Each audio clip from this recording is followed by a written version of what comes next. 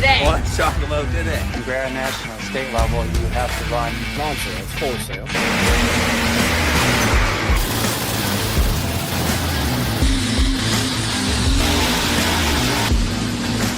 It is like 9,000.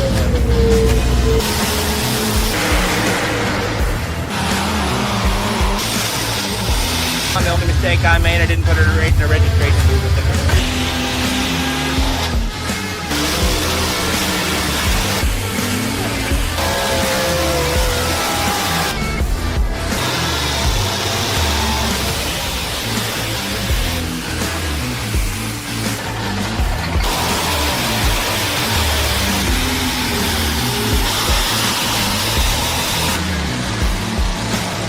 Just this ever-evolving story.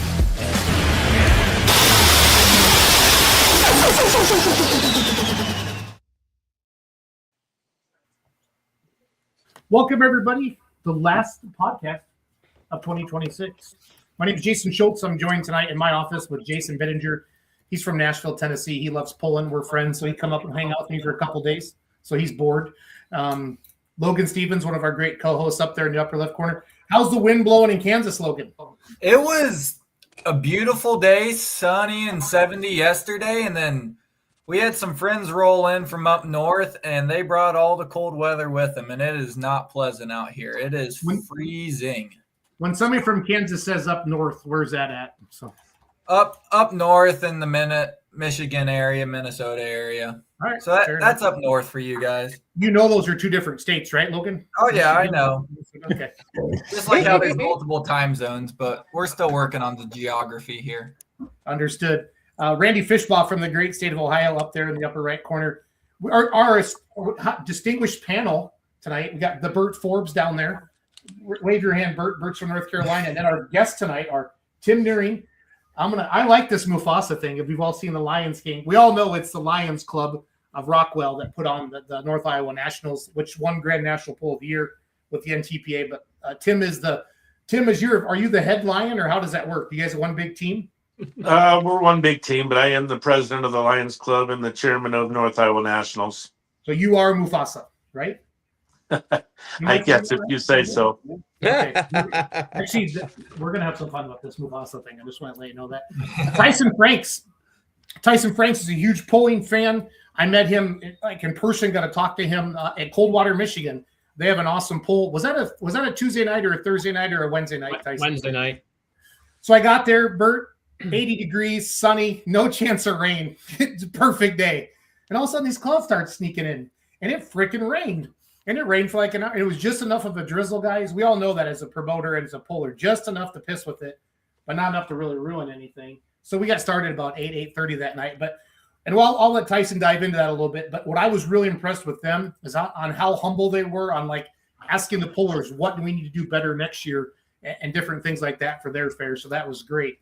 And then the Marty Harrell, super stock legend. It was a Massey. Now it's a Kubota, but he won the internet when that baby broke out of Lumberton, North Carolina a couple of years ago. Also the promoter of Wilson, North Carolina. So welcome everybody. December's been promoter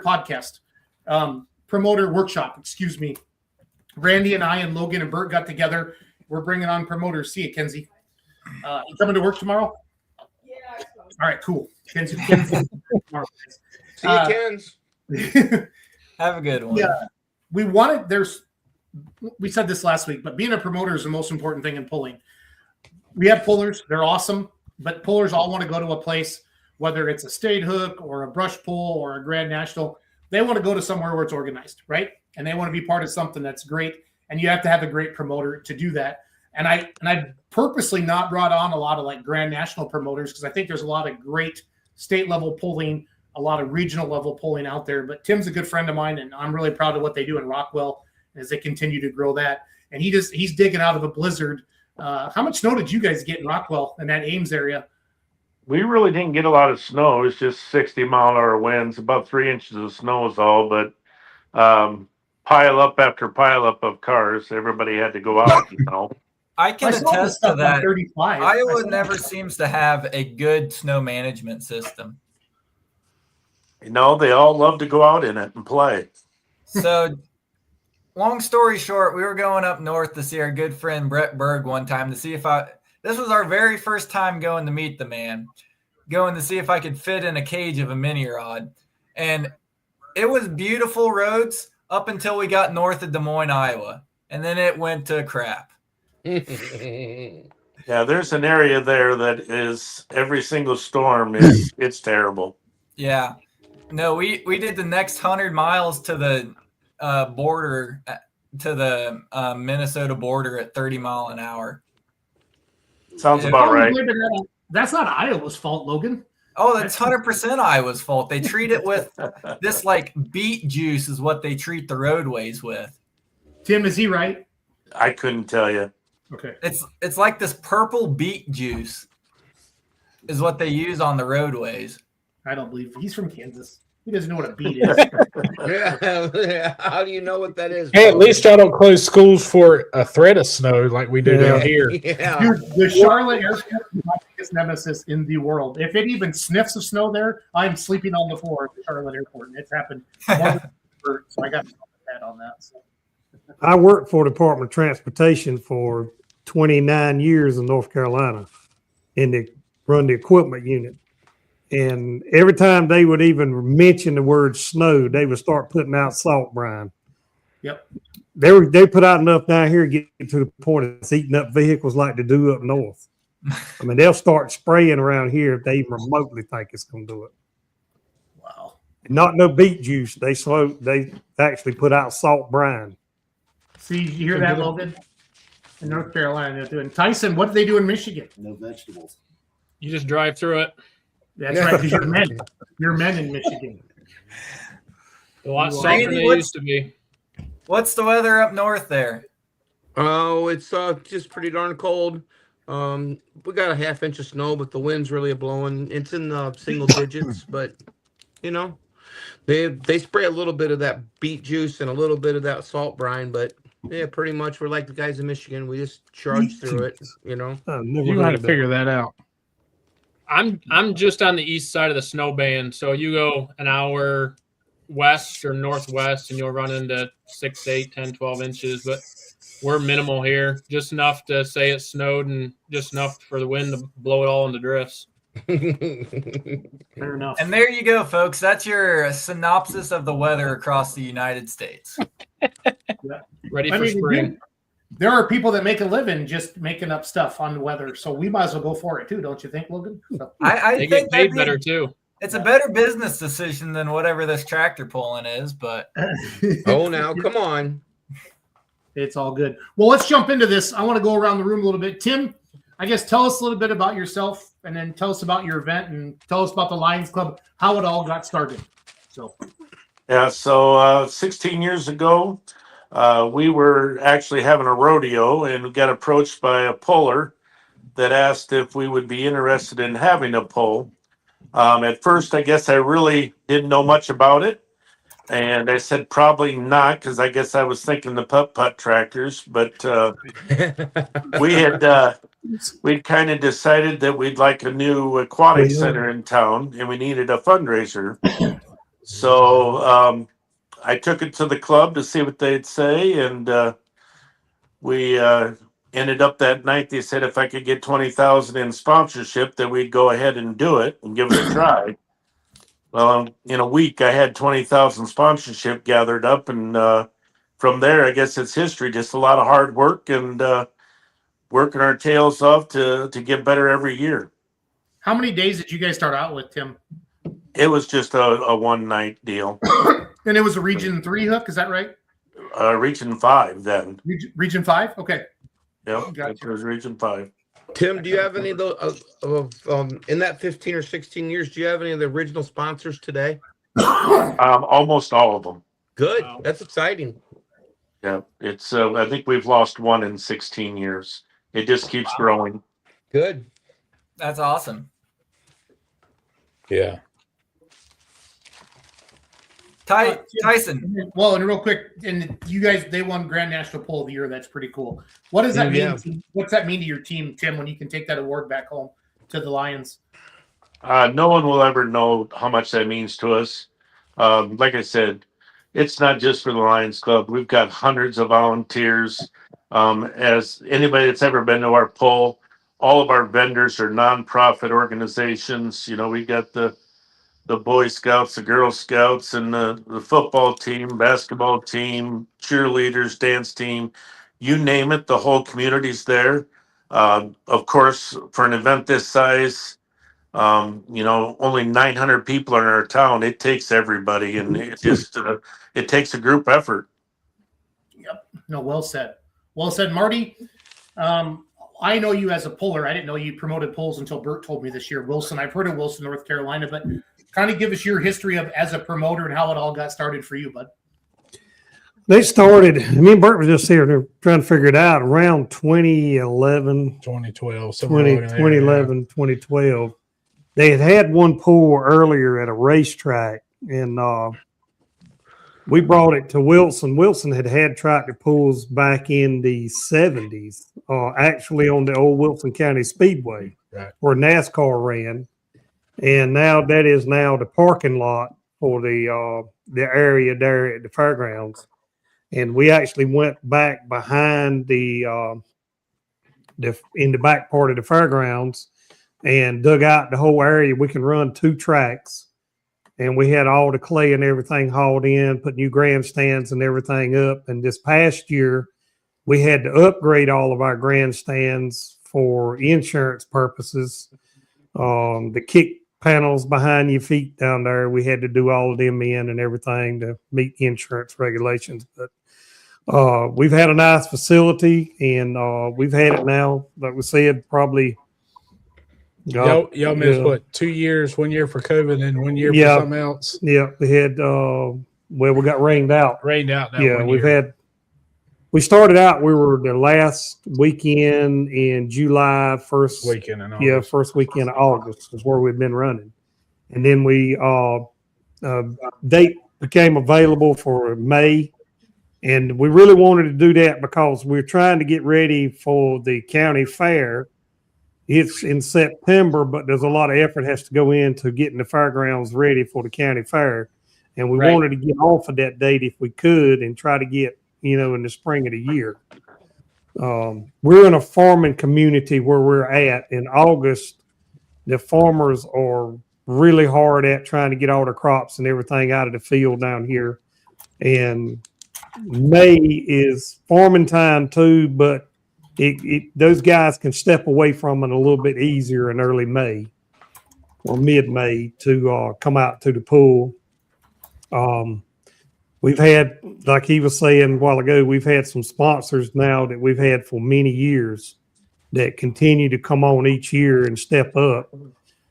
We've had a lot of small sponsors that's come and gone. And when I say that, I mean $400 or $500 people that come and go at times, but all in all, we've made this past year was our best year ever as far as profit. At the pool there. So we were well pleased. We think that moving the date, this was our first year for the third weekend of May. Yeah. And that really helped us. We weren't competing with a lot of the other stuff going on in the county at the time. Yeah, there's a lot of competition, Marty. You're right. For that entertainment dollar than there used to be. There's just a lot going on. There used to be a time in the 80s and you just went to the fair. You went to your fair truck and tractor pull or that demo derby. And now, hell, with sports and kids are playing youth basketball at 6 years old now on competitive teams. It's a different world, and it's a challenge for that entertainment dollar. So when you can stay off else, we have one asphalt track about 15 miles away that runs, and then we have a dirt track that's about the same distance. And then we were finding also in August that was when some of your fall festivals started and high school football. All of just worked for us to move our main pool. Now, we also run one during the county fair on a Wednesday night, but we only run 4 classes. Okay. On Wednesday night during the county fair. And we had to schedule that around the animals because animals, some of them, the animal barn and the show where they do the animal shows at is pretty close to the track. And to keep from scaring the animals and stuff, we just try to do that on a night that no animal shows are set up. No, that's smart. That's smart. All right, Tyson, kind of give us the who, what, when, where, why. Your Dr. Seuss. Who are you? Where are you from? Tell us about Coldwater a little bit, and then we'll dive into some more detailed questions. Yeah, from Coldwater. Been on our amphitheater committee per se, as a volunteer, just like the rest of us here are. Track building crew. We've got 4 or 5 nights of events that we've got to promote in our amphitheater. Tractor pulling just happens to be my biggest passion. Now I'm on Fair Board as of October, so stepping into a little bit different role there with a lot to learn. With convention coming up, I'll get to know more of the numbers and things like that. But to back up, we've had a pull at our fair since about 1980. Okay. Was with the Wolverine pullers for a long time, and then I don't know, probably 5 years or so ago, went to Region 2, and a lot of that's just due to class sizes and competitor numbers and things like that, trying to keep things a little fresher, to put people in the stands to see something new and different. We put new grandstands in about 10 years ago. We've got another set that when funding is there, we can erect up as well. And then we've got a lot of young guys that are wanting to make changes for the better and better our situation. And so June of this last year, we actually lucked into a bunch of Michigan clay. It's not Ohio clay. We've got rocks and sand in it, unfortunately, but we lucked into a bunch of clay from a nearby solar plant or a solar field. And then we found funding to bring in a screen plant. So we screened about 1,000 yards of clay, dug up part of our old track, plus all the new clay we had. And over a course of a week, we screened that and laid down a longer track that's deeper, that we don't have to worry about large stones in anymore. Well said. No, I was really impressed with your group of guys. Super passionate, running around. Everybody knew what they were supposed to do. And you also know how to have a good time after the pull. We went to that little scale house thing or whatever. Yeah, we got the infamous Scale House Lounge that Jason became familiar with. The Scale House Lounge, guys. Legit. Like, this scale's like from 19 what, Tyson? Oh, I don't know. It's an old balance beam scale. It's been there 50s or prior to. That's cool. Wow. They're still functional. We still use it for our farm stock and antiques, but on the nights we don't need it, NTPA, they have their own set of scales, so it becomes the stop sign that's hanging in there. You flip it over and it says Scale House Lounge on it, and the refrigerator door opens up, and we have a good time. It's magic. It's magic. It's just like hanging out with Tim and Bowling Green at the top of the bleachers, drinking out of a gasoline can. Tim Neuhring. I don't remember that. So Tyson, when you first got started with the whole pulling business, did you expect it to really grow into what it has today, or what were your kind of first goals with the pull?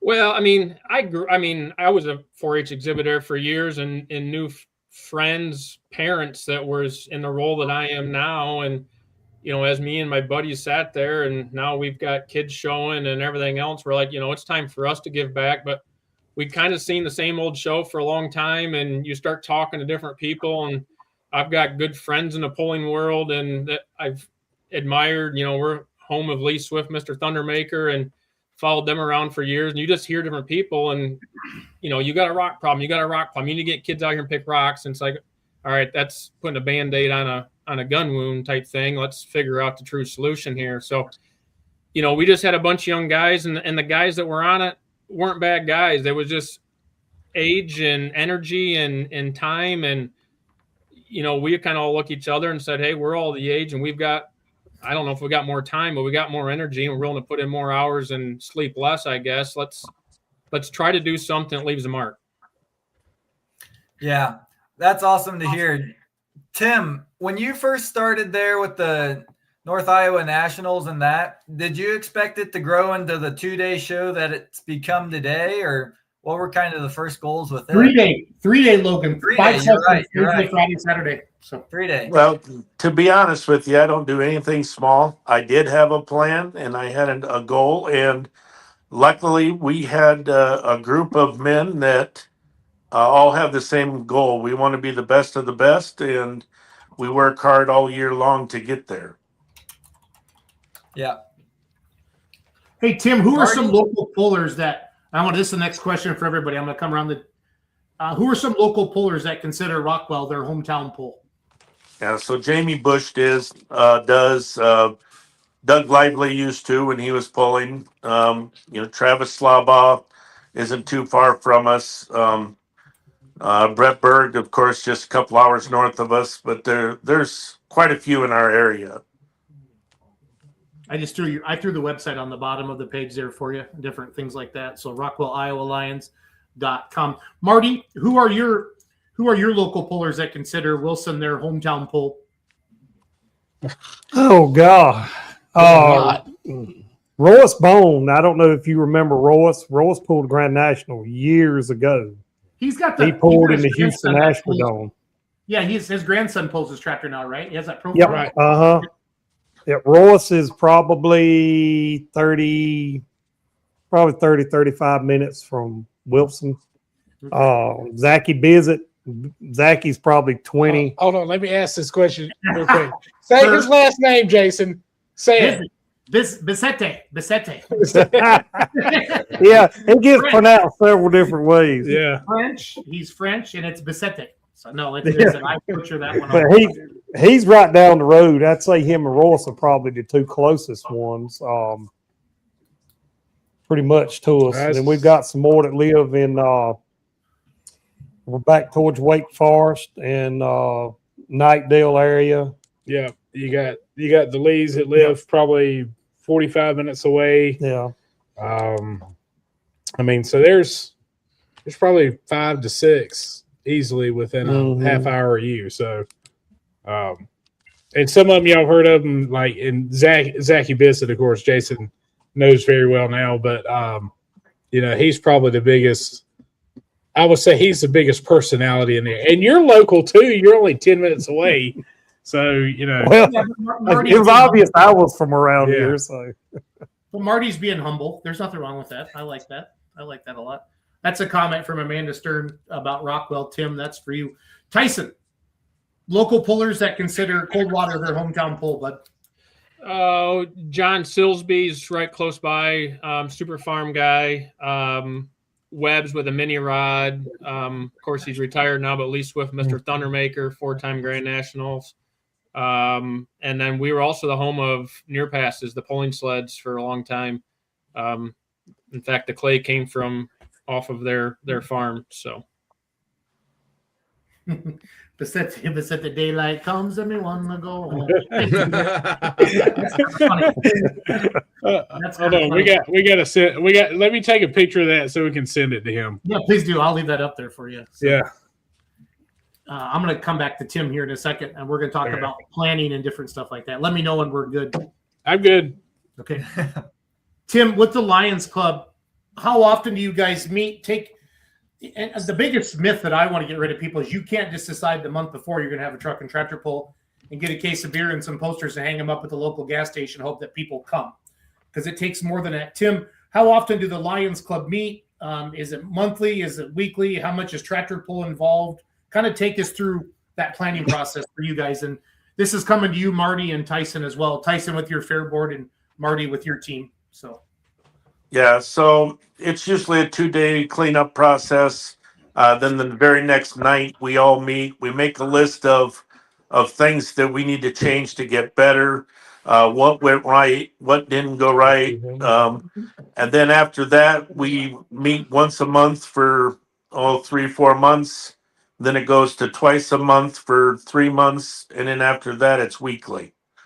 So we put in a lot of time, and this thing doesn't happen easy. The thing that I guess I would point to our success has been that, the good Lord gave us one mouth and 2 ears for a reason. We listen. Kudos to that. We've listened to the pullers and we've listened to the fans, and we just constantly try to get better. And if we're not getting better, we're dying. So that's just it takes a lot of. There's 12 of us that are on our committee out of a group of 40, and we're blessed because most Lions clubs are dying in the United States. We are thriving. Our average age is 31 out of the group of 40. Wow. So we're rocking it. We got kids like mine that are members now that have grown up with it, and they want to see this to be a super national someday just as much as I do. So we just work hard and listen to people and treat people right, and they'll treat us right. Tim, when you say you listen to people, how you poll the pollers in the crowd? How do you get feedback from your fans and from your pollers? So, we try to go around to the pullers during the event. We all know we're all busy, but we try to ask how we can get better. We go to the banquet. We talk on the phone to pullers and fans. We're constantly talking to them and how can we do things better? What do they want to see? And it's amazing if you ask people, they're more than happy to share their thoughts. And sometimes it's good and sometimes it's bad, But the main thing is that they know you're trying, and that every time they come back, they notice that you've tried to improve in some way or another. Yeah, if you're going to go ask people's opinions, be prepared, because you're going to find there's a few Jeff Hurts in every crowd, right, Randy? You got that right. No, sure I mean that super. I mean, I'd rather know. So for sure, I'd rather have people tell me in person than on Facebook. But most people don't want to call me, so that's fair. So, for sure. That is good. Tyson, talk to me here. I'm trying to switch the screen over. I was trying to set up Instagram. I forgot to go live on Instagram.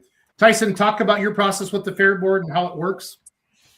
Yeah, so as a fair board, we meet once a month. That's just our standard meeting. There's a couple in there twice a month, depending on if it's a certain planning session. But then as a committee, amphitheater committee is kind of unique. We're kind of in our own world. We do our own thing. There's a couple fair board members, one of them being me, that kind of overlooks that committee, but they're the ones really they're the ones that break their back and put in the blood, sweat, and tears to make the show go on. We meet usually once right after fair to kind of start jotting down notes. Like Tim said, what we all know the good, but man, the bad's what really keeps you up at night and frustrates you. And you're disappointed that you have to wait another year to try to make it right. And we've had a couple years now where we've just walked away with our tail between our legs, some of it Mother Nature and some of it just stuff that, I think we can do better going forward. But we meet again here, usually about once a month or once every other month here through the winter. And then depending on the projects that we have, we set aside some work time to go ahead and make those projects come to fruition. Perfect. I love it. Thanks, Tyson. Marty, what about you and your team? And is it more of a fair type of thing, Marty, or is it the Marty and get in line? How do you guys do things around there? Well, it's the fair board as a general rule. We have a meeting like he was speaking of. We have a meeting once a month, and we'll start January. We'll start contacting our sponsors and stuff to get them lined up for the coming year, because some people that are sponsors, they have budgets that they start the first of the year. So we usually get with them beginning of the year to get everything rolling with them. And then we've got our lady there at the fairgrounds, our coordinator that handles a lot of the stuff. She'll get our porta johns and things like that lined up, and extra bleachers if we order them. The rest of it pretty much falls on me, but I've got a good group of guys. I get the same ones every year. All I've got to do is make sure that I've got the tractors and equipment there, the tow ropes, scrapers, water wagon, the hoses to fill it up. I get all that stuff out. When them guys come, they get off of work. Some of them do, some of them take vacations. I don't have to worry about anything. They know exactly what their job is when they come, and they'll grab a tractor and they'll start hooking stuff up, filling up with water. And I got one other guy. Most time, me and him tearing up the track to build it. David Askew, he's a crew member for Zachy Visit. Me and him usually do a lot of work on the track and stuff to get that prepped. And we started out at the fair board. We were doing our own, trying to do a lot of our sales of concessions. And if all of these guys on here knows what kind of hassle that is. You cannot run a pool as an organization and try to feed everybody's belly at the same time. It's just it's terrible. I'm telling you, it's terrible. So we started. What we done is we figured what we were making after we spent our, what it cost us to do it and what we were making as a profit wise.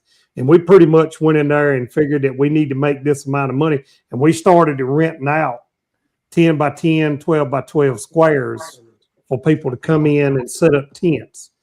But our coordinator there at the fairgrounds, we try not to let the same vendors come in with two of the same kinds of food. And we have ice cream, different stuff like that. We try to get set up on both sides of the track so that they don't have to come back and forth across or around the ends of it. We try to keep, enough food on both sides for the facility to feed everybody. Well, one of the good things about your facility is that you've got generator hookups. Yep. For the majority of the pullers. I'd probably say 90%, if not more. Yeah. If you've got a huge hauler, you might have a little tough time getting in there and getting in one of the spots. But average hauler, and what do y'all charge? $25 or $30? Yeah, it was like $25 a night.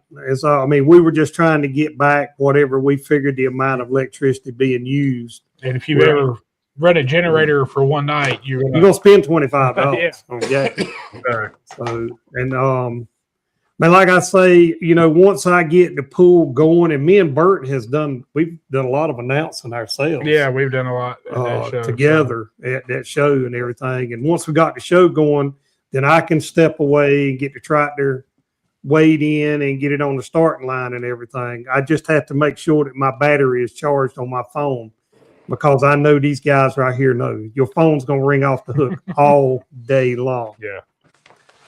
So, you stay pretty busy, but once it gets rolling, it goes good. Yep. I like it. Again, if you're just joining us, Merry Christmas from all of us. This is a promoter workshop every Monday night here in December. Bert, Logan, Randy, and I just bringing on promoters from all over the country tonight. We got North Carolina, we got Michigan, we got Iowa represented, and just sharing best practices, best stories. I think it's good for pullers to hear from promoters. I think it's fans to hear good from promoters. Or hear from promoters. And I think it's good for promoters to hear from other promoters. I know Tim personally, and he purposely goes to other events just to learn. He goes to Bowling Green. He goes to Chapel Hill. I've seen him at Hutchinson, Toma. I've seen the Lions Club everywhere, and they know they go out and they learn from those different things. So, Randy, you have to get the next question after this round. Okay. Oh. Tim, I'm coming back to you. Tim, what's the biggest hurdle that the Lions Club have faced with your event? I clicked the wrong button there. Sorry, guys. I had to look at half of Bert's head there. Kenzie normally is here doing this. She took off tonight because she's sick of me. It's her holiday present to get away from me a little bit. But what's the biggest hurdle, Tim, over the 16 years at the Lions Club that you guys have had to overcome? And then how did you overcome it? Because if you're sitting here talking to us, you obviously overcame it. Yeah. So the biggest hurdle is that when we started with a hay field. We went out and we bought 90 acres so we wouldn't be landlocked. And when you start with no infrastructure, it takes so much money to buy bleachers, to make permanent structure, to build a track, to make a pits that, in my opinion, are second to none. And then, start with campgrounds and everything. And it just takes so much money for electricity and you name it. When you start with 90 acres of bare dirt and trying to make a facility to what it's become today is definitely our biggest challenge. It truly is a field of dreams, Tim. You started with a legit field and you've built it. So how many campers are you guys up to now per an event? We had 102 this year. Okay. That's growing. It's definitely growing. Tyson, what about you? Coldwater, what's the hardest thing you guys have had to overcome with your pool, and how did you guys overcome it? Well, the last 2 years has been weather, but that's nothing you can overcome or be in control. But weather's a mean. Mother Nature is a mean lady. I think at first, we go back and you didn't see it, but we had basically no bleachers, all hillside seating on old wooden planks. Those were junk. Capacity wasn't nearly what it is now. So we're able to get some money and funds and put in some grandstands. I think then the next thing is we've heard for years was track. And my biggest thing is if we want a better show, which is ultimately what we've been kind of striving to get, is you can't put high dollar iron on a bunch of rocks and tear stuff up. So we actually quit mini rods for a year just because of we had them for like 2 years, 3 years, somewhere in there. They tore a bunch of stuff up. When you see tread flopping when they pull off the track, you got to do something different. So we got the track rebuilt and then brought them back. But boy, there's a long list of things that I feel like, our goal is we want to fill the stands. We aren't filling the stands yet. We've added some and switched some classes up on what we're offering to try to bring in something fresh with good competitor numbers that are good iron that put on a show. And now with the weather, we've really got to up our game on sponsorship. That's one thing that's kind of the front of my page. I've listened to the other podcast this month, and we really got to focus on that, along with kind of making sure we're advertising right to so that people know that we aren't the same old show we've always had, and that we want to be better, and you're going to see a good show when you come here. So, well, and you said that right, Tyson. You're owning it, but it's hard to, people are used to something for so many years in a row. It's hard. You got to go out and prove it year after year after year that you are changing stuff and you're trying to make it better. So that's kudos to you guys. Marty, what's been the hardest, maybe the biggest hurdle or the biggest struggle that you've encountered over the years promoting, and how'd you guys overcome it? Well, like he said a while ago, it was weather. It seems like if you had a drought in Wilson County, the only way to break it was to schedule a track pull, and you were guaranteed rain. But that's in the Lord's hands. That's not our hands. We can't control it. So we just go out and buy Waddy insurance every year. And hopefully you meet that insurance. Yeah, we've had to argue with them a couple of times on this, but here, not everybody knows about rain insurance. Marty, can you talk about that a little bit and see how? Because I've been caught on the wrong side of that. Marty, I've missed stuff by an hour. I've missed stuff by 1/10 of an inch. Can you just kind of give us the 30,000-foot view of rain insurance for a promoter? Well, the first thing that I would do if for any promoter that buys insurance, I would want to know exactly where their rain gauge is that they go by. Yeah, because that is a fine line with some of these companies. I mean, it's raining like a cow pissing on a flat rock at our track, and where the airport is over there, where they supposed to get their register rain from. Oh, we didn't get nothing over here. The dust is still blowing in the field. Well, it ain't here. It's running out of the ditches. So, that has been probably that has been a thorn in the side. And I advise any promoter to get insurance. I realize it costs us a lot, but say $800 to $1,000, just depending on how you got it set up and whether you're doing it 1 day or 2 days. That sounds too cheap, Bert. That sounds too cheap. But what did y'all have the last one? We had $10,000 coverage each night. Okay, gotcha. Yeah. Gotcha. And that was, and basically they get that, so it covers the basic cost of that event. Because if you figure your promotions, just promotions alone, Bert Forbes's bill's $10,000, Marty. Maybe I need to start charging more. Hey, I'm gonna go out here on a limb and lie a little bit. No, I ain't gonna lie. Yeah, please do. Bert does a great job. He really does. He's helped us a lot, and he does work for the fairgrounds, promoting the county fair, both pools, and other. I get phone calls. Other stuff, yeah. Yeah. And we have a. So we have a promoters meeting at our banquet every year that we have in Myrtle Beach. Bert usually goes in, sets up a little slide preview, and we go over banners and even the color on the banners, what stands out the most. Yep. We've tried to do all that, but I guess another one of our hurdles has been, and I don't know about the other fairgrounds, is you have to be very careful who you rent your facility to, because our track is on the same grounds, but we can actually lock it off and rent the track part separate from the fairgrounds. And we've had monster truck shows to come in, and when they come in, they want to bring their own dirt. And what they bring in come out in a mud hole somewhere about 4 miles down the road.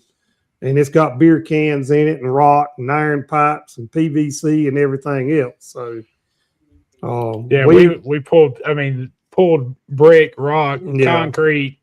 We pretty much have cut out a lot of that because of renting the track out. They didn't want to fix it back. I've actually had to get a contractor to come in after the pool to fix the track back because they didn't do their job, what they were told to do and what they said they would do. So as a promoter telling another promoter, if you let a monster truck crowd come in and set up on your track, put down plastic tarps or something and separate your dirt from their dirt. Yeah, ask Hutchinson, Minnesota about that. They got burnt by, I think, motocross at the fair, guys. And their track has not been the same since then because of that. All that extra dirt gets mixed in. So, and demo derbies, pulling tires are expensive, people. Yes. Demo derbies are bad. I know they bring people in. And I love it when demo derby thinks truck and tractor pulling redneck. Shit. That's some good old-fashioned stuff there. That's some good old-fashioned stuff there. We had one incident where we rented our fairgrounds to a group to put on a rodeo, but it turned into a drunk fest. They put a cow in one pen in the middle of the track, and they just stood around and. Marty, what did you say? She did what? It turned into a drunk fest, not a rodeo. Okay. They had one steer in a fence in the middle of the track that occasionally somebody would go out there and just mess with the bull, but they drunk probably $100,000 worth of beer, obviously, and it rained, and they stomped the clay got soft on top, and they stomped all the beer cans down into track. and they had to clean it all out. We actually had to tear the track up and go out there with a rake to get the beer cans out of it. And we charged them like 3 times more than what we have charged anybody, and told them not never come back again. Yeah. So be very careful as a promoter who you rent your track to, if you want a $10,000 or $12,000 set of tires out there on it. Yeah, no, thank you. That sucks. That sucks. All right, Randy, I've talked too much tonight. Your turn. What do you got for Tim? Hey, so I know this is a pretty big question here, but just give us the highlight reel of how do you get your sponsors? What do you do for your sponsors once you get them? Do you have different categories, of sponsor levelship, or I know that's a pretty big question. There's a lot of stuff that goes with that, but just give us the highlight reel, everybody, of how you break down your classifications of your sponsorship program. Yeah, so we make a packet every year, and it's a dollar amount, and here's what you get, all the way from banners on the track to your logos scrolling down on a big screen, to RFD TV sponsorship, or there's just various spots that like on posters, T-shirts, coolers. We got different levels, and that has worked very good for us. It includes tickets to the event, of course. They always like to have tickets to the event that they can give to their customers and things like that. But it's a pretty good sized packet. And then at the end, I think right now we're at 1.3 million donated back to the community, and which organization we give it to. Sponsors like to see where their money's going to, and I guess they really like that none of us are making money off this event. It's all going back to nonprofit organizations and things like that. Sorry about that, Tyson. I didn't mean to make you full screen there for a little bit. So. Good. Tim, you said 1.3. That's over the 16 years? Yep. That's badass. You are the Mufasa. You are the Mufasa. I love it. Tyson, with your deal, yours is a true fair board, and you always mention your amphitheater. You know, like how do you guys can you solicit sponsors just for the tractor pull, or does it go into the fair kitty and then you have to beat up the lady that wants to give? Fair boards can be fun, Tyson. That's yes. So there's a lot to learn there, and there's been a lot of discussion. Just me trying to learn there. Currently, it's done through the fair board, but we've started having some internal conversations here, going, look, maybe it's in our best interest, you know. With our committee, we've got 15, 18 guys on our committee. We are fortunate to have lots of help and very good help. You know, maybe it's in our best interest to go out and try to round up some of our own. We have more connections probably than some of the ladies in the office, because ultimately everything comes back to the fair, the bottom line. But us as an amphitheater, you know, the grounds as a whole has all sorts of needs. You got livestock buildings and merchant buildings, and we have a community building on our premise as well that's rented out weekly for event centers and meetings and things like that. But yeah, some of my ideas is, can we do our own fundraising, keep a portion to be determined of our profit per se within the amphitheater for continuation of upgrades. Ultimately, we want the fair to make more money and be sustainable for generations to come, but everybody's kind of tugging for dollars. You know, right now we've got a big push for some livestock buildings that are in dire straits. But, you know, if we can help with that, but also maintain and continue to do some upgrades within the amphitheater would be great. So, yeah, Tyson, I feel like there's two types of fair boards, because I've been to fair conventions when I was on the Badger State board, and you have groups that come in that they're just looking for, I got to fill Wednesday night, Thursday night, Friday night, Saturday night, and Sunday night, right? And then you have fair boards then there's fair boards that have pullers on them or pulling fans on them, and it's a completely different vibe. You know what I mean? But you do have to work together, because I'm all about truck and tractor pulling. You know what I mean? So it's hard for me to say, well, I don't care about this or that, but you have to. Yeah, I mean that's where I'm at. I mean, truck and tractor pull. You know, we've got 5 nights that we've got to fill. We have a very successful rodeo and a successful demo derby, and I know that doesn't like to be heard, but the fair as a whole has to make money. And, you know, I would love to have polling 4 or 5 nights a week, but that doesn't mean you're going to be able to put people in the stands every single night, or, you know, enough to generate enough funds to pay for the promotional fees either. So, you know, I get both sides of that. But yeah, we've definitely had some people on the board in the last 5 to 7 years, 6, 7 years, that's been polling centered, that understand what we do and the impacts it has on our track. We used to have mud bogs years ago, and that's a no-no. We had a motocross event 4 or 5 years ago that the fair board member at the time quickly realized what it did to our track and said never again. So, you know, I think we've got a friendly fair board that's willing to do it, as long as we can make the numbers work. So we're fortunate there. Well said. Well said. Marty, what about you?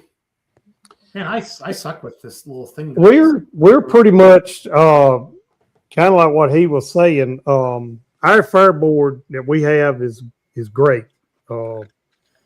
All of them on there have been very supportive of everything. I don't think I've never been to the fair board with anything concerning tractor pulling, and they turned me down. They've said, you know, you're a puller, you know what's going on. They trust me to give them the right information. I try to. And Bert here, he's come in a lot of times and helped on a lot of stuff. We do packages somewhat what he said. Naturally, we have tickets that we give free to the to the sponsors, and we'll put their name on the back. We have a car dealership that is our major sponsor, and he will. Only thing he requests is on the back of the tickets. We'll put something on there like a free oil change or a $20 discount. And what it does is get you back on his lot. Yep. Not only is he a sponsor, but he's a car dealer, and he's actually sold vehicles. We have a large grassy area where we come in on the down at the track, and they come up and line their cars up, and they put up a tent, and they set up and give away T-shirts, hats, promotion stuff, and they get something out of it. That gives them the benefit. We put their banners up on the track, but our major sponsor, we take his banner is up, a metal sign is put up on the fairgrounds as a year-round sponsor. But we have other ones also do the same thing. But we've also started taking banners. We'll take the first of the year, probably starting January, we'll send some of our banners off and have the dates changed because we've already got everything set for 2026.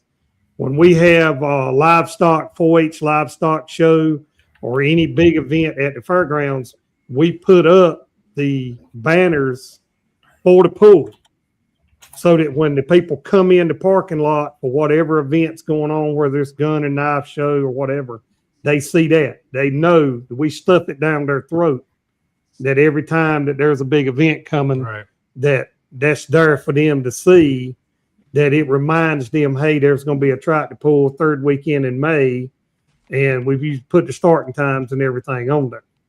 And last year we went the week before and set up at the Vester. Bert carried his big sign and set up out there, and we were up there with Nathan Kiger and talked to a lot of people. I mean, you got to push every boundary you can. I mean, you've got to get as much notoriety as you can out there. And Bert's done a great job. Marty, this is something that I wanted to share. Obviously, I go to Rockwell every year, and this is what they have this on their roller, guys, all weekend long. They got next year's dates on there. How many times does that go back and forth, a night? And this is just, I've seen this at other events too, but I really wanted to share this. This is what you see at Rockwell. These are people, I mean, when your event gets established, like everybody's on here, they want to know what next year's dated before they leave, so they can ask for that time off at work next year, or they can get their hotel or whatever. So that's important to do stuff like. And Marty was touching on that. And I wanted to share that up there as well. So that's something we try to do every year. And now you've taken the old Pine Top State, which has always been the third weekend in May, and now that is. Now Wilson's going to always be the third weekend in May, whatever date it is. And it take a couple of years to build that up where people understand it's going to be the third weekend in May. And that may be what we need to change on advertising a little bit as far as advertising that as being the third weekend in May. And we've announced, me and him was doing co-announcing at the end of the pool, we would tell everybody in the stands, hey, stop by down here at the announcer's table and tell us what you liked and what you'd like to see us change. And I would usually take all the good stuff and all the complaints. I'd tell them talk to Bert. Absolutely. And Bert deserves that. He's my friend. I deserve that. Okay. We've been cussed out of time or two about stuff. Yeah, we have. Oh, yeah. No, yeah. We got stuff thrown at us one year. Yeah. Yeah. So we got the poll planned. We got the poll paid for. Tim, how do we get the fans in the stands? What is the single best activity that you guys have done that has gotten the most amount of fans into your stands? Good question, Logan. Proud of you, bro. Well, that's very hard. It takes a lot of time and reputation. Social media. It's big, and it's getting bigger. We've tried postcards this year that I think work pretty decent. What we've realized is that radio and TV isn't what it used to be. For sure. More streaming and stuff like that going on. So you got to evolve with how things work, and you just gotta keep trying new things, and above all, you just got to get people to talk about your event in any way you can. But once they get there, it needs to be badass too, guys. Remember that, because they're not going to come back. So remember that. Give them a reason to come back next year. So sorry, Tim.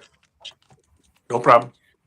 Coldwater, Tyson Franks. Tyson, what have you figured out that has been one of the single best things to help out with your pole promotion journey?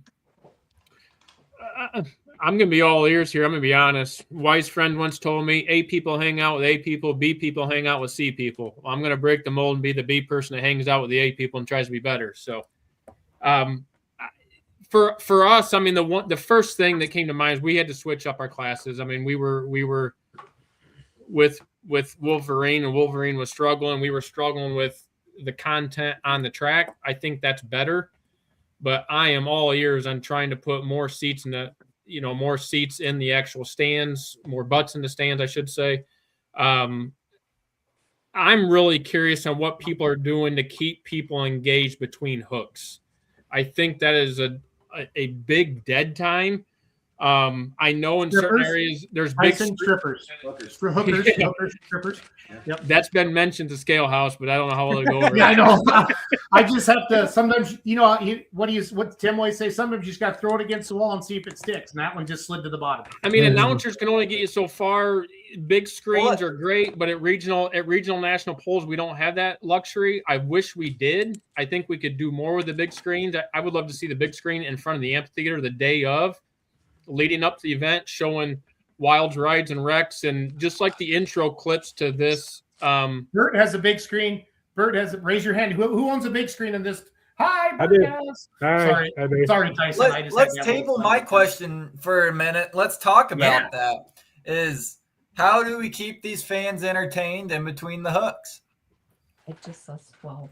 Bert? We have to minimize the time, and that's the biggest thing we're going to work on this year is hook time interval, and we've got to get that down. There were some things outside of our control last year with some laser issues, and we got all sorts of reasons or excuses, but we got to get to the bottom of that. But even if it's ideal, you're still looking at 2.5 minutes somewhere in there, hook to hook type thing. I don't know what we do. I mean, you go to a rodeo and it's entertaining. That's 2 nights after whatever, and the average Joe Schmo. And if you've got a new fan there and they get bored between hooks, are they going to come back? I mean, nope. I'm looking for answers. I don't have the answer, but there's little things that you can do. They've talked about T-shirts, stuff like that, but I still feel like there's vast room for. I don't know if you can have a live band. I don't know. I mean, I feel like there's definitely room for improvement because we as a promoter and is responsible for the show, and the show is only happening for the 10 seconds at a time. Well, we got Tyson, a slug guy here, we got an announcer here, and we got a couple good promoters here. Let's start with the slug guy. How fast can we turn tractors, Randy?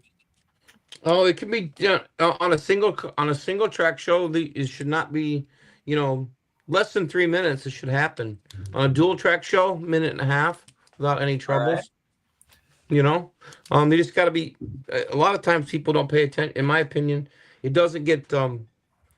You got to plan out your weight moves, and then maybe you don't have to move so many weights, and you can just shift a gear or something in the sled. That really helps.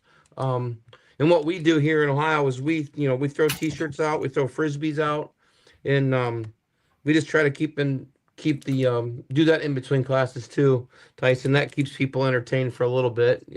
That works pretty good. But that's how we do our sled thing, is just try to start big and go little, or start little and go big.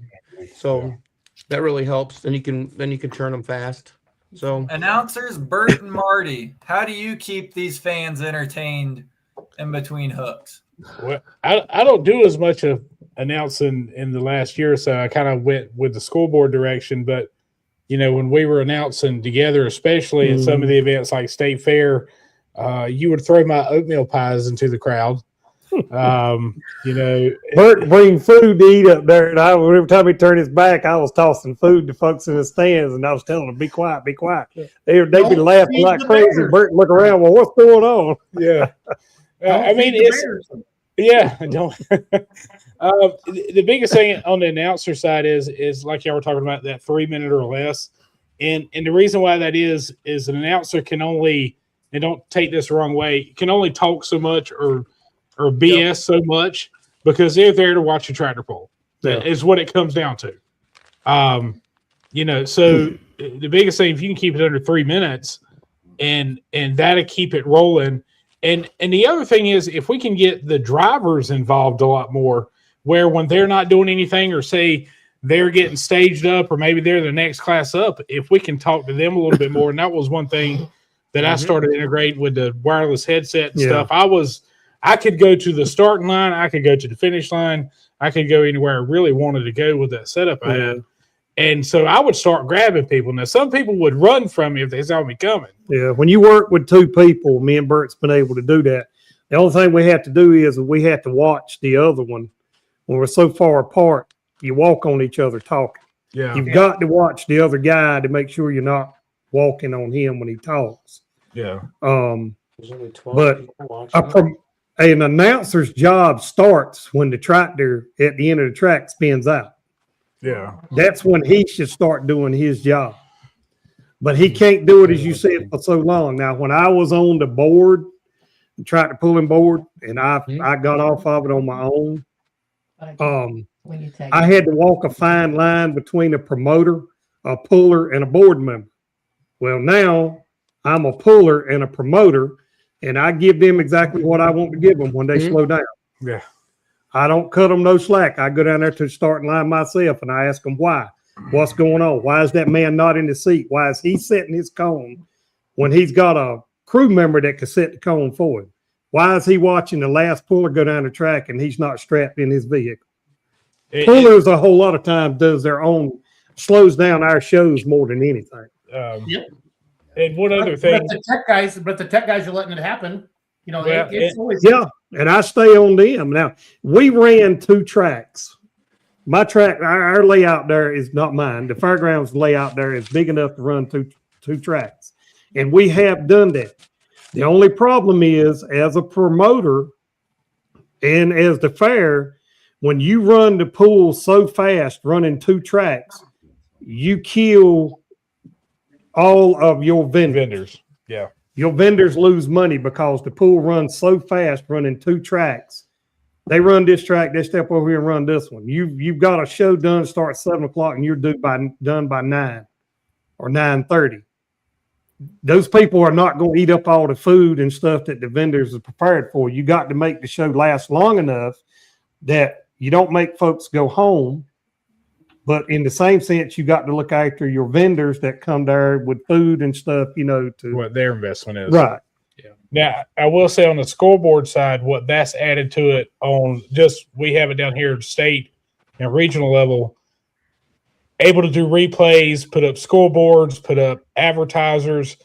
And I think you can advertise other polls and I mean, and that's what we do is like whatever the next event is, I'll have something set up on that scoreboard that shows the next event for a UPOC event or a Carolina event, wherever I'm at, according to what's on their schedule.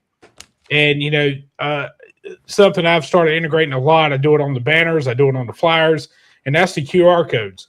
Because if they do the QR code where it sends a link to their Facebook page or their website, or maybe even a sponsor's advertiser, like Vester had one. I had one for Vesters, and we did some for Lumberton, and we put some on there for those. They can save that to their phone.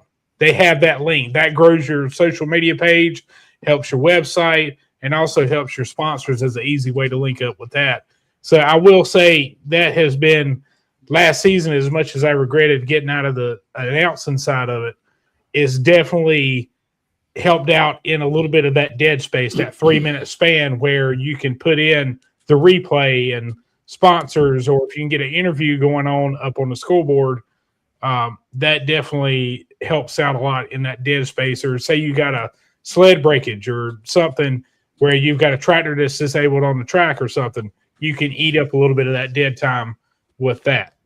So I really like somebody had mentioned, I really like the idea of 2 announcers, and I think you have somebody down. I've talked to Jason throughout the year and sent him text, certain polls, the people don't understand the personalities of the drivers enough.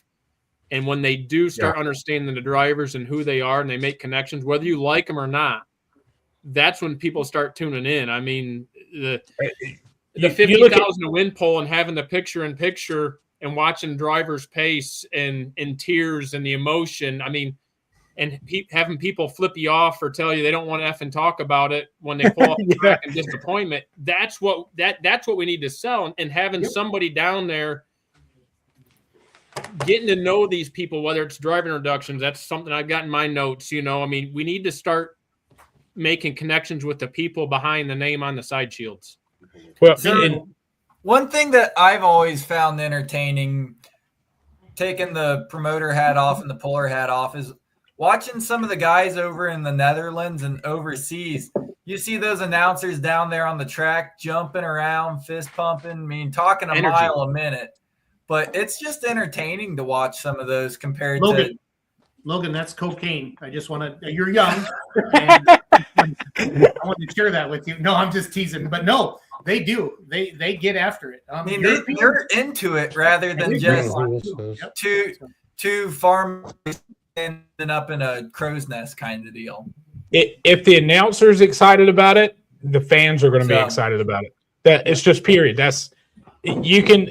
Exactly. And I've been guilty of this. You're tired. You get through the end of the season and you've done like 8 or 10 shows in a row, and you get to that last show or those last couple of shows, and like NC State Fair where me and Schultz were at, that's a tough one to do. That's 3 days by yourself pretty much. And Schultz came in with there and we had a good time, and that makes all the difference in the world on how that fan's going to remember that show. Yep. And so if you can get the personalities in it, and it's just kind of like watching wrestling back in the day. You remember all the personalities, whether you like Jake the Snake or Macho Man. It didn't matter. It was still a personality that you knew, and you knew when this guy was going to come up, you knew how they were going to be. Tim, what do you guys do there in Rockwell to keep the show moving along and fans entertained? So on top of the tech officials, we dedicate 2 of our own people to help things get up to the track faster, moving all along all the time. What I'll say is don't skimp on announcers. We have 4 announcers. One is for history, one is a motorhead, one interviews pullers as they come off the track, a winner's circle. And then, there's the one that does the interviews on the end of the track. He goes into the crowd, interviews the crowd. He interviews pullers that are sitting in the crowd. The people want to be educated, and that's one thing that if you got very knowledgeable announcers, they can really educate your fan, and really it grows your fan base because they learn more about tractor pull and they feel more part of the event. 100%. 100%. I like that. Logan, do you have anything off the top of your head? Because I want to ask a question. But if you go right ahead there, Jason. Tim, what's the dumbest thing you guys have ever done in Rockwell as promoters? The dumbest. Like, oh my God, what were we thinking? Tyson, this is coming your way, and so it is Marty. So he got rid of Bert finally. He's smart. Probably the dumbest thing we ever did was when we were the only pull in America that had a pull on COVID year. It ended up being amazing, but boy, was it a risk. But we packed the house, and it really put us on the map, we feel. Mm-hmm. How many people died, Tim, from COVID that year, from your pull? 0. Oh, what? I think it's pretty safe. I think it's pretty safe to talk. It's a pretty conservative crowd here at pulling, so it's all good. So my dad was going to have a pull, and like the local county official said he was going to stand in the middle of the track, and he was going to get run over by the sled. And my dad said, "Well, cool," and they still have their pull too. So, but that was. Let's talk about that COVID year a little bit. Marty, what did you guys do during COVID in Wilson? We all threw money together and we had a purse, but it was just enough to help all the guys. Yeah, it was basically all the pullers were bored. So they rented a sled, and a bunch of the pullers just showed Yeah, up and just paid. we had for it at the yeah. fairgrounds in Wilson. We didn't really ask their opinion. We Yeah. just we closed the gate and said that we were having a test and tune. Yeah. So it was like a big get together for all the Yeah, tractor pullers. we closed the gate so the police department couldn't get in there, and we got out there and had a test and tune, so to speak. It wasn't sanctioned by anything. We just we bought insurance. I'll let that be said. Yep. And we hired a sled, and we just had a good time. When you talk to promoters, that's some of the biggest crowds they've ever had. So if you're a For promoter, sure. don't compare it to your COVID crowd, because hell, pullers were driving halfway across America to go pulling during COVID because they just wanted to get out. Tyson, I'm assuming with you guys being state owned, it was a big thumbs down, right? You had to cancel your fair? we held on for we're private owned property. Oh, okay. We held on for a long time, and then last minute they end up yanking the plug on it. Didn't end up having one. We had four Tim or shared his five idea. that year. What'd you say, Randy? We had 4 or 5 events that year throughout the state, and like I say, it was the biggest events we've ever had. Yeah. So Hey, Marty, what's the dumbest thing you've ever done as a promoter, Marty? Run a pool without having rain insurance. Ah. And it rained its tail off that It year. did that. Yeah. I was out there that night, 10:30, 11 o'clock. We were scraping the track off, trying to get enough pool in. We had about 100 people in the stands, maybe. Yeah. We scratched the track off and tried to finish the pool that night. So, because It ended up being a really good track. After It was one of the best ones in You being scraped out there. about 6-8 inches off the top, and man, Yeah. that thing hooked its tail off. You guys in the Carolinas don't give up. That year in that first year I came to Lumberton, Bert, I swear Oh it was my 2 in the God. morning, and they were digging trenches to get the water off so they could the super 2:30 farms in the could morning. qualify for Yeah. the yearly. Well, Right? we Yeah, can't forget about what happened in Rockwell last year. Thursday night. I mean, holy cow, there was no chalk lines, but you knew where the out of bounds was. Yeah. Yeah, they were Make called it dirt. bumpers. They were called bumpers. Yep. They were called Tyson, bumpers. stealing Jason's question, what's the dumbest thing you guys done up there? Just me witness. It's probably been part of my time on there, but just the attitude and the mentality of some of the leadership of almost like they didn't care. It was just like, it's just another night, another show. Let's get through it. It is what it is and move on. And I think, I don't know, I was not involved at the time, but I just kind of seen that mentality. It's like, how are you ever going to get anything better if you've got that mentality? And thankfully that's been gone for some years now. But again, you got some hurdles there, but if you're not going to have a passion to do anything, why do it? Just be done. Thank you for saying that. Randy, I know you got a story from when you promoted your polls. Randy, Let's what's hear the it. dumbest thing you've ever done as a promoter, Randy Fishbaum? This is going to be good. well, Let's you give said him a full- you said we were only going to go for 45 minutes, and we're over an hour. You don't have time to hear all the dumb shit that Susie and I've done. Jeez Louise. We always got time for a Randy story, though. We were Randy does Randy things. These are the best. Yeah, we do that. I don't know. I mean, we did a few things. We were up there for 28 years as the promoter, and then on the Ohio board, but for like 10 or 11 years now. But I can't isolate one thing that was really a dumb thing that I'm like, oh my, I never want to do that again. But there was a few things that we probably shouldn't have. One thing I will say that was a great hit, and I always tell promoters to do it, is to feed the pullers. Give them a good meal, and they'll always want to keep coming back to you. That was a great thing that we always did. So, but I can't even think. Susie's sitting here with me, the pizza shop chick. She's like shaking her head. She can't even tell you any of the real dumb things that we did. Randy know. never does dumb things. Yeah, we just do Randy things, So, That's okay. yeah. But I tell you that I really think that QR code. I think that thing could really be a big hit for our promoters. I think that could tie into a lot of things. I mean, Bert was talking about it last week there. I think that's a great idea. I'm going to push that pretty hard as I can here in Ohio to get our guys to do that. I think that's a great idea. I mean, I can get with you, Randy, or whoever your tech person is, and show them how easy it is to make a QR code. And you can stick it on everything. And you can even make it where the QR code, if you have a post like on Facebook, or if it shows up on TikTok or whatever, where you can hit that QR code and it will send you to that link. So where it'll highlight that QR code and send it to you, send it there. So like all the flyers down here in the Carolinas, we have a QR code on it. Well, I share it on Facebook. If you go to that link and you can actually push on that QR code and it will send you to the page.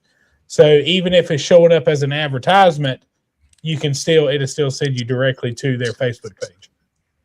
I love it. This is a question, and Robert Miner, thanks for asking this. For those of us that are involved in pulling every day, and there isn't one person on this podcast right now on the screen that doesn't think about truck and tractor pulling every day or talk to somebody about it every day. But the average fan, 80% of our crowd goes to 1 or 2 pulls a year, right? And we have, So how does a promoter pick their classes? I want to talk about that process a little bit. And Tim, I want you to go first. How does Rockwell, Iowa pick their classes from the NTPA? What do you do, Tim? Well, when we first started, we're in a farming community, so we wanted smoke. A lot of people like the smoke. When we decided to, really push things, like this year, we're going to be the only pull that has every Grand National class there is. So I guess we're out to have as many classes as possible. Just throw the book at it. Put all of them in there. Mm-hmm. Like when you play poker and you push all your chips in, that's what I'm all in. That's what Tim's doing. He's Mufasa. Right. You don't mess with Mufasa. Tyson, how do you guys pick your classes? And this is something you brought up 3 or 4 times tonight, buddy. Because you want that. Well, you talk about it, Tyson. Why and how?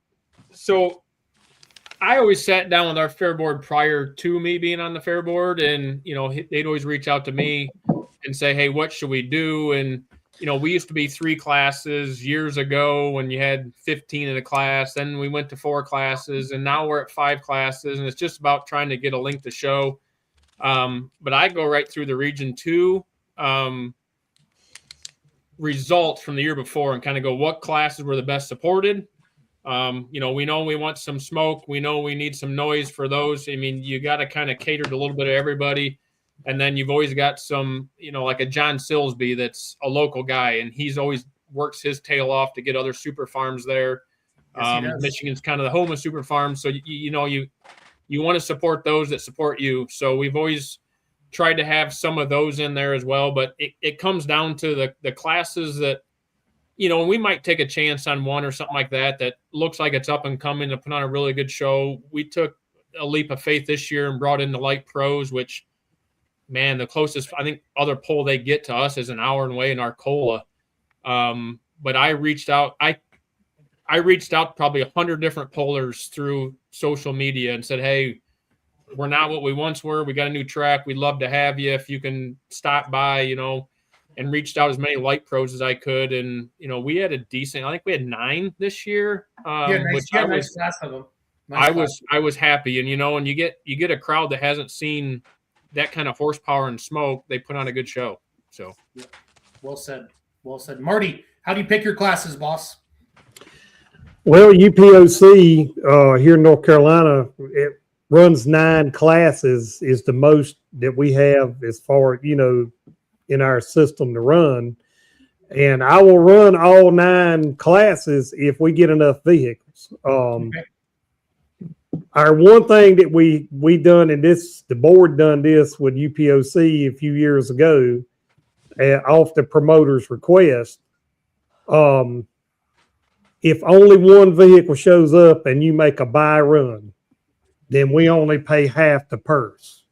And I know that some pullers don't want to do that, but for the promoter's side, it's kind of hard for him to pay $600, $700, $800 for a guy to just make one run 300 feet. Sometimes, you do that 2 nights in a row, you $1,500, $1,600, $1,200, whatever the purse is, that the promoter says, I just paid a guy that amount of money to just make 2 passes. So we got to, and that's kind of thinned out a lot. Yeah. Mods, unfortunately, here in this state are pretty much done right now. Yeah. Cody, I had one and we couldn't even get enough people to. Yeah. Cody Singletary, y'all seen the news. He's coming out with that mod, but it'll be middle of the year. And I have a feeling he's going to be running some Grand National events with that one. More than likely. Yeah. So Well, is he going to debut it over at Mata? yeah. Okay. Yeah, it's going to be overseas for over half the summer. So Yeah. But yeah, you guys don't pull as much in the summer as we do, Bert. Like I think you guys take off a couple months in a hot summer, don't you? It gets a little thinner in June and July. Yeah. Okay. And then it starts picking back up in August, September, October. And, we even last year we had a pull in November over in Hickory. And over on the eastern side of the state, we're starting, in April 10th this year. So, we start in April and it slows down in June, July. But, man, August, September, and October, there's a pull every weekend going on in this state. That's awesome. I go to Bowling Green pretty much every year. I missed this past year, but I leave 95 gnats and humidity around here that'll gouge you behind, and get up there to Bowling Green. It feels like you're in an air conditioner. Yeah. That's why nobody don't want to pull down here in June and July. Fat folks in fire suits don't always get along so good. Not down here. Somebody, that's gonna be a new T-shirt. Fat folks and fire suits. There you go. That's what funny. was that thing about the gnats and the 95% humidity? Yeah, it's terrible down here in the middle of the summer. It'll gouge you behind around here. We need a baby powder sponsor in the summer. So cornstarch, man, that's the best thing. Monkey butt. Y'all remember that monkey butt stuff you used to use? Yeah. But I want to start wrapping this up because I promise these guys it's still the holidays. It is an hour 21. We're into this. Thanks for tuning in tonight, everybody. If anybody's got any final comments or questions, please throw them on the screen. But this is a good one that I do want people to understand. So James Kerr looks like he's a Kansas City Chiefs fan. He hasn't killed himself yet. Thank you, James. We appreciate you, buddy. Sorry I joined late, but my question is, how do promoters determine the order of the polling classes? Personally, I want the best classes first, not the last. Tim, I'm going to have you touch on this from not Tim. Tim, you're going to go first as a promoter. Randy, you're going to touch on this from a track builder, and you talked a little bit about waiting up a sled. But Tim, how do you just say whatever you want in TPA, or do you get involved and you give any feedback, Tim, as Mufasa of the Rockwell, Iowa Lions Club? So to be honest with you, myself personally, I do not do much with that. The NTPA does talk to the track crew and things, but ultimately they pretty much decide. But I will say a lot of it goes into some classes tear the track up more than others, so we want them a little bit later in the show. And then also getting back to what Marty was saying, the vendors, they want you in the seats. If you had all the best classes or whatever, most popular early, maybe those people would go home after an hour or so. So the vendors would suffer that way. But for the most part, we're done in 3.5 hours. So with 100 and some hooks, that's pretty decent. And everybody, as long as you stay less than 4 hours, we really haven't had many complaints as far as when the classes are pulled. Now, here's Ryan DeBrew, past Grand National champion with the Super Semi. And semis always get ran last, right, Randy? Why do we do that, Randy? Because we don't want to change the weights in the sled. But I'm telling you, go ahead, Randy. Stick up for yourself a little bit. So. That's usually why they run them last. But here in Ohio, we actually do. There's a few events that we run them. We do run them first, and we've had to put them in the middle of the show too. We kind of mix those guys up a little bit here. But the biggest reason they run them last is because you got the most weight, and usually the semis are the heaviest, and then the mods, and then pro stock tractors, and right on down the line. But they tear the track up pretty good when they got all that weight in the box, So Randy, which class destroys the track more than anybody else, Randy? The mod tractors tear them up pretty good, amazing. The unlimiteds and the regular mods tear them up pretty good. And then is it the 30.5? Is it the horsepower? What is it? I think that yes and yes, and then and then the semis they actually do a fair job rolling it back in just because it's 20,000 pounds, But the big tires usually tear it up as much as anything. So a rule of thumb that we've always been told through our years of the Grand National stuff is you never run a mini rod after a mod, an unlimited super, or a pro stock. Yeah. Because even though top of the track surface looks like it's the same as what it was before. You got ruts dug down that track 6 inches deep, 30 inches wide that you can't see, that might not be compacted as well. And you hit one of those and it will unsettle a tractor. Logan, why do people like mini rods? Because they get unsettled. Okay, bye.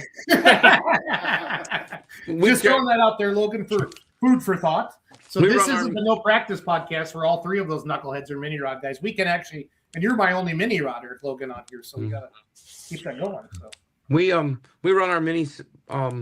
We run them that's the one class that we run second every event. We run them the second class. Never run them first, and you never run them after mods.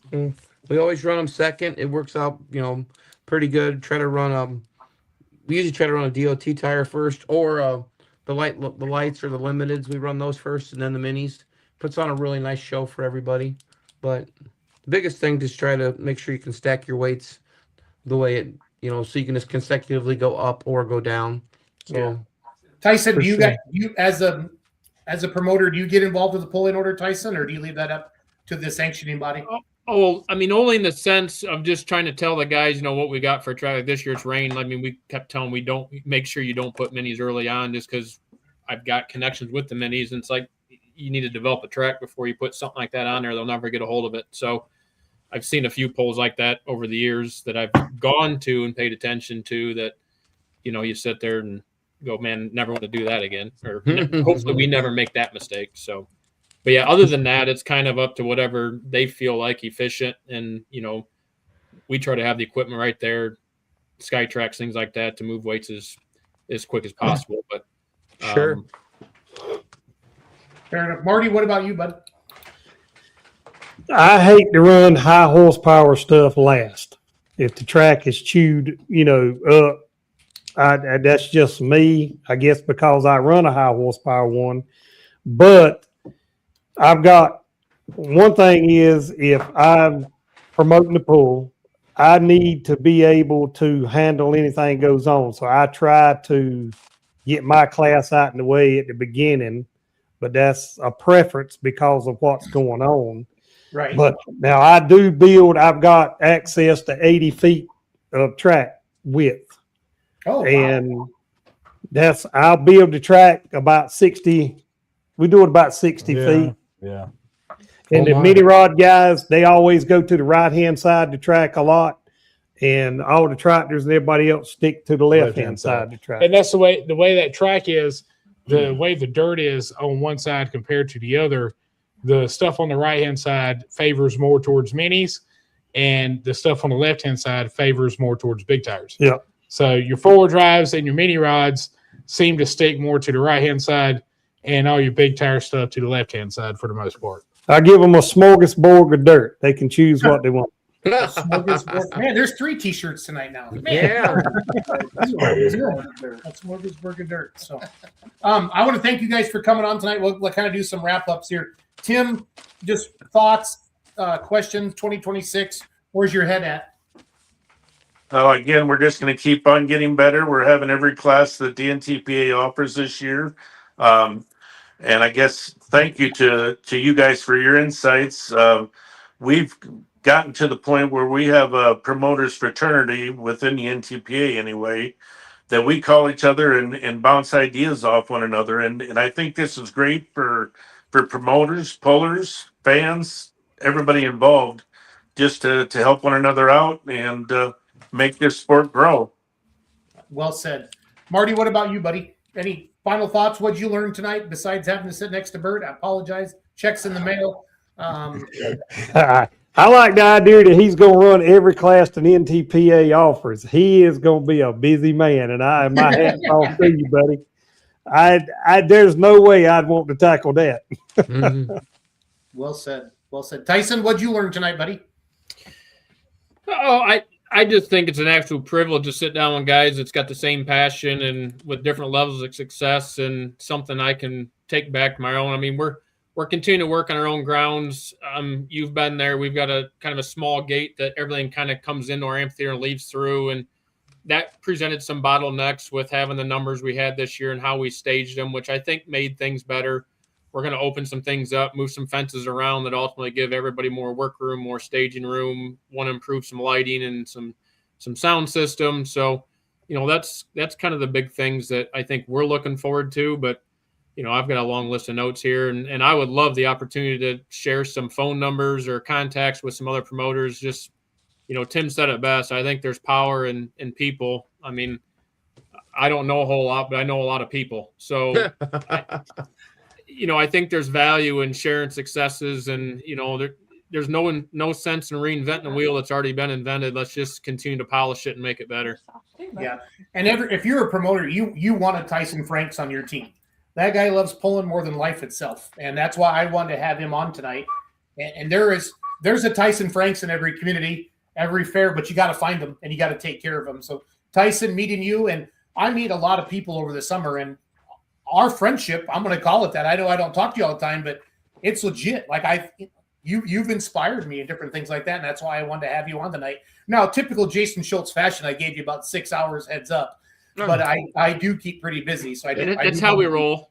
Yeah, I just want to be clear about that. So I just want to be clear about that. So next year we'll move you closer to the front. Maybe have a little plug-in for your trailer so you can spend the night there. There you go. I slept in the car anyway because I drank too much whiskey, so it's all good. Yeah, we gotta have whiskey in the freezer, not just beer. Right. Yep. You're learning. Everybody thinks I like beer because I'm the beer money pulling team guy. No, I named it that because of a song. I should name it the whiskey money pulling team, but that's all good. It's all good. Question here: is there a new horsepower rule in Pro Stock, Randy? They took the limit off the Jonathan and Christy. They took the limit off the turbo, but other than that, okay. They'll be building more power. That's for sure. So I agree. 7-inch. Wow. Well, that killed their numbers last year on the Pro Stock side of things. Mm-hmm. Huge, that turbo rule that they put on them. So yeah, yes, and then yes. And then that obviously that they're our parent company, so then we lose that, we gain that as well. So hopefully that'll help us out as well here in Ohio. So in January, we're gonna break down the Galaxy program for NTPA pullers. Pretty awesome. I signed up for it last year with my tractor. There's some incentives in there. There's a lot of new stuff going on, and I want to get it all covered. I really want to break it down. I'm going to get some experts on here. There's a lot of questions with this high stakes stuff still. I want to dive into it a little bit more. I like all the chatter about pulling. It's making everybody sharpen their knives a little bit more, and it makes it fun. And Tyson said it best. There's no reason, like Rockwell and Rock Valley, the two biggest pulls in Iowa, and I know Farley's in there, but when you look at heritage and you look at timing and crowd and how many days, Rockwell is a huge pull for the state of Iowa. And when they're one of the biggest NTPA pulls, Grand National, you heard him say it. When they were the same night as Rock Valley, that sucked. And Tim moved his date. Mufasa said, "Get together, Lions, and we're gonna be smart about this." And that was huge because those are both good pulls. Tim went to Rock Valley and checked it out and went back and forth. So there's enough to go around, guys. You don't have to be you don't have to make it a competition. He's behind you. It's all good. Hi, buddy. And Ryan DeGrew has been, I will admit this, he's been one of my biggest, I mooch. When Ryan sees me coming, he knows I'm coming for Crown, and Tim Neuhring knows the same thing. So, and Randy. So Randy brought his own crown to my house. So real quick, Tim, tell us about Christmas. What did Christmas mean to you and your family this year? Did you guys do anything fun? Christmas is a very important time in the year because it is all about family. And, we've all had our challenges in life, but we can always come back to family and spending it with our family and really our adopted family. And that's kind of what all the pulling people is we're all family and we're in it together. Yep. So enjoy one another. Well said.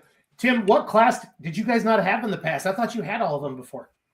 What did you have? They brought the 4-1s on as a Grand National now. But you had them as a region, Hook. We had them for a regional, yes, but we took all the Grand National classes, and I don't believe anybody else has. I don't think so either. Marty, what'd you do for Christmas? Spent it with my new wife. We got married 3 weeks ago. Congratulations. Ooh, Marty's still in the honeymoon phase. Yeah. Yeah. Stretch out, Marty. You better stretch out. So. She's probably asleep right now. She was not asleep when I left the house. So, Bert, no, spending it with your family and remember the real reason for the season. I love it. Jesus. So, Give me some Jesus. Bert, what about you, buddy? Oh, me and Charlie had a lot of time. My wife had to work kind of over the holidays, so me and Charlie, my 7-year-old daughter, some of y'all saw her last week. We had a lot of fun cooking and making a mess in the house and that kind of thing. And I wanted to kind of mention Henry McPherson. He was one of our head track officials. Yeah. For years and years. He passed away right before Christmas. So. I saw that post on YouTube. Yeah. Henry had been pulling since the early 70s. Yeah. He was one of the main people that was involved with the starting here in North Carolina. And Henry had flagged Grand National. He had flagged Grand National pools, and he had been a head tech official and a flagman for 40 or 50 years. So yeah, and he was a friend to everybody, and I guess the big thing out of that whole thing talking about Henry was when you got friends, spend time with them, talk to them whenever you get a chance, because you don't know if they're going to be there next year, next Christmas. So that's true. Tyson, what about your Christmas, bud? I'm fortunate that I've still got all 4 of my grandparents that are plus or minus 90 years old, still living at home. So it was nice. It's always nice. You never know year to year. They all live within 6-8 miles of me, but you never know if this is the last Christmas or not. So it's always nice to get together. And the stories get better every year from them, reaching back in the time. It's funny how you go from gifts as a kid to now all you want to do is pick their brain and hear about life 70 years ago. Yep.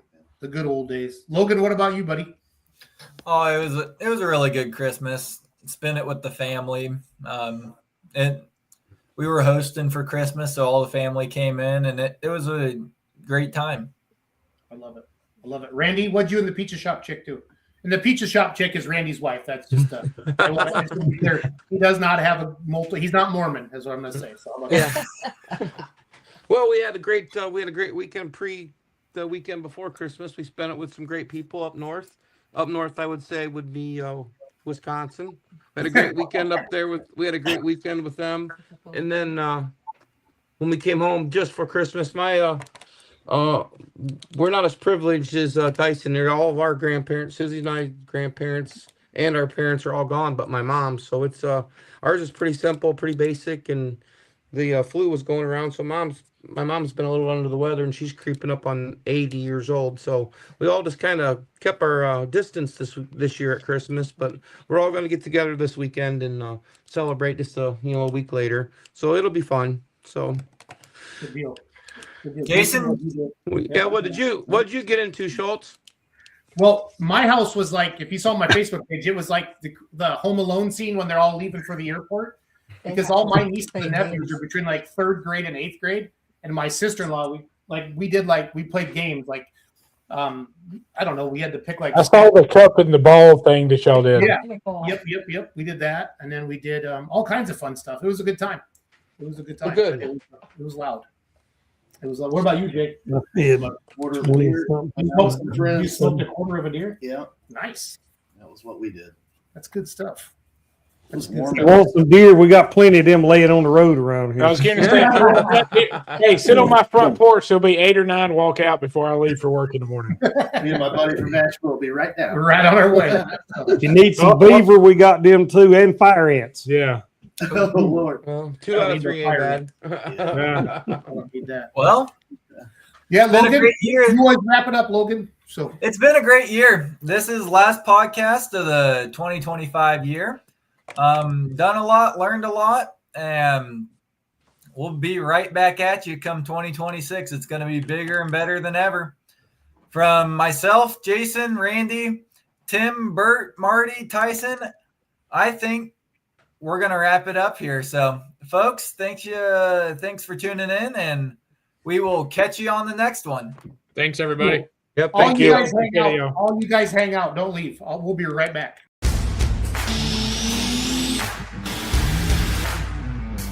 Today. Today. Well, let's talk about today. Grand national state level, you have to run non-sale. It's wholesale.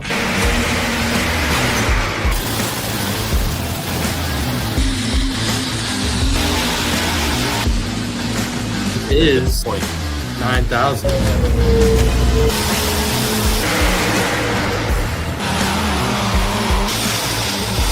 The only mistake I made, I didn't put her in a registration move with it.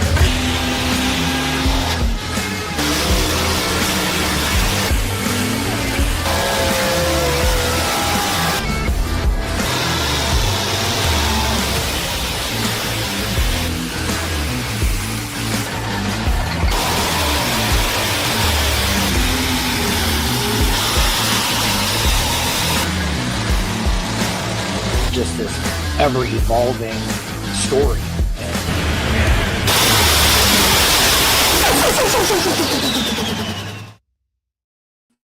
Good luck.